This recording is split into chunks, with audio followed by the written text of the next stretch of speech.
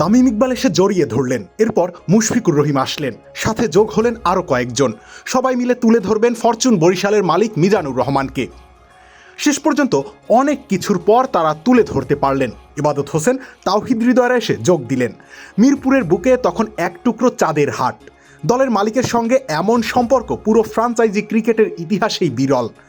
যে রাজা সবারে দেন মান, সেই মান আপনি ফিরে পান।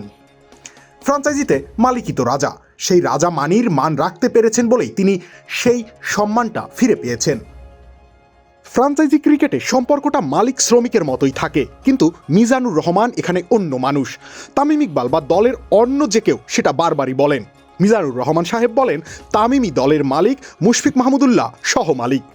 আর টানা দ্বিতীয়বারের মতো বিপিএল শিরোপা জয়ের পর সেটাই আরেকবার প্রমাণ হলো। ম্যাজিক হার্বাল টুথপেস্ট দূর করে দুর্গন্ধ সৃষ্টিকারী দাঁতের সমস্যা। ইয়েস, দেখাও তোমার ম্যাজিক। বরিশালের ম্যানেজমেন্ট খেলোয়াড়দের সাথে মিলেমিশে একাকার হয়ে যেতে পেরেছে বলেই এই সাফল্য এসেছে। মাঠে দারুণ সব খেলোয়াড়ের সাথে মাঠের বাইরে দারুণ পরিকল্পনা, এই দুয়ে মিলে অনন্য হয়ে উঠেছে বরিশাল। শেষ চারটা বিপিএলের সব থেকে সফল দল ফরচুন বরিশাল। সবগুলোতেই তারা কমপক্ষে কোয়ালিফায়ারে খেলেছে, তিনটাতে খেলেছে ফাইনাল, আর শেষ দুটোতেই চ্যাম্পিয়ন হয়েছে।